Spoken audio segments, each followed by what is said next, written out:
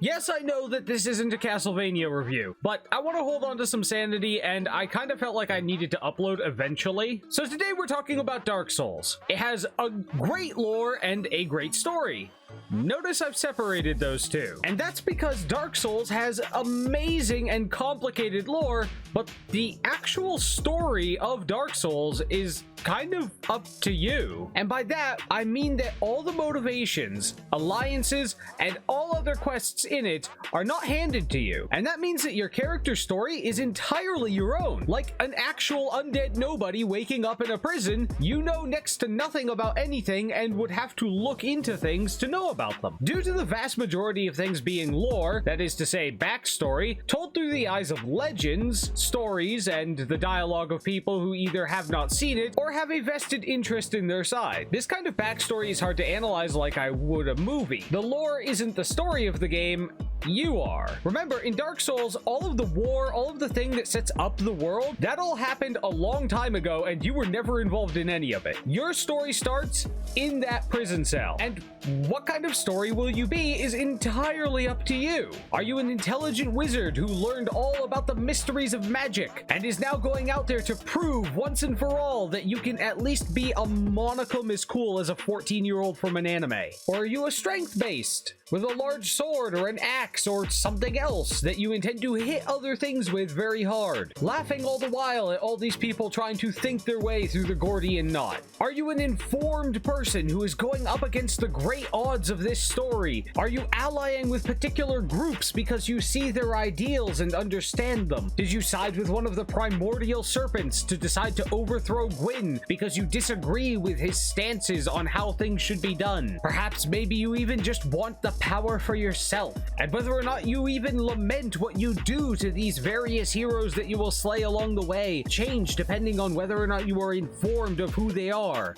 Or if you're not informed, maybe you don't know what's going on. Maybe you don't care. Your character didn't read any lore, and neither did you. You woke up in a cell, were told somebody had declared himself God, and you took personal offense at that. So you got up, got your boots on, picked up the nearest sword, and went from point A to point B, evicting the life subscription of everything betwixt them. And that's the thing, because did you research any of it? Did you check for any of the lore behind them? Did you know who Ornstein was before you decided to fight him and MC Hammer? Do you understand Solaire's quest, or what he was even looking for in the first place?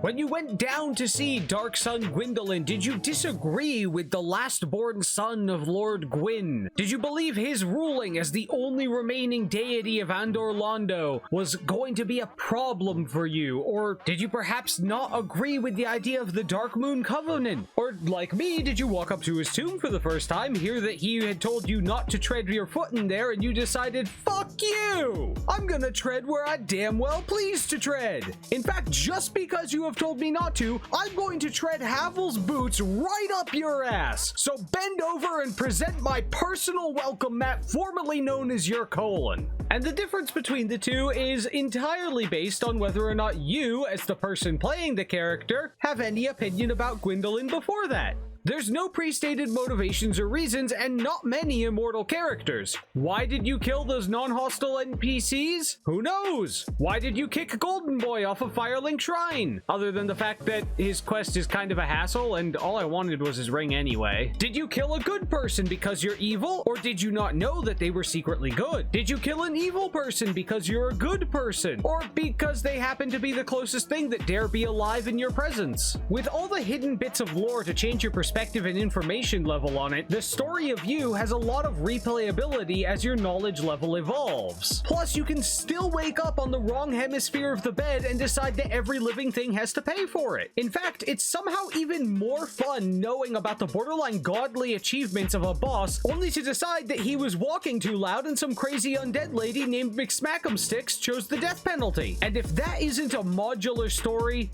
then what is? The lore and backstory of the world is vague enough that it's kind of hard to poke holes in, but at the same time there's so much that happened and so many stories in it that you almost lose sight of the fact that you yourself really just woke up in a cell with only the prologue to tell you what you were supposed to be doing. You are going to go kill Lord Gwyn.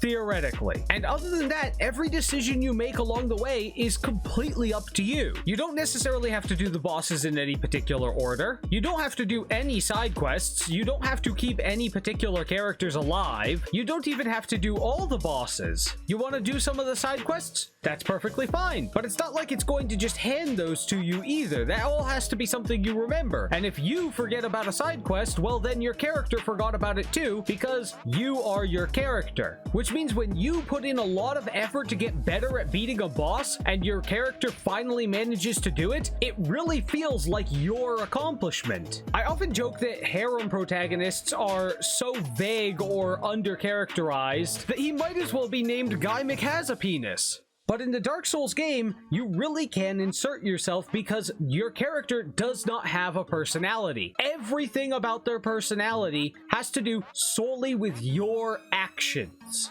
There are plenty of games out there with amazing characters and amazing stories, but I do believe that above and beyond, this is by far the most modular of story. In Cyberpunk, your character already has a personality. They have to for the story, but that shoehorns your idea of your character. In Fallout 3, the game assumes that even if you're the madman who blew up hundreds of innocent people at Megaton, you'd still want to reconnect with your altruistic father and would feel bad if he died. Fallout 4 assumes that I care at all about the child that, spoilers by the way, I knew was either old or dead after I got back out of stasis. Even open world games usually have a pre-established narrative that you have a place in, and the moral choice systems are usually rather narrow because of it.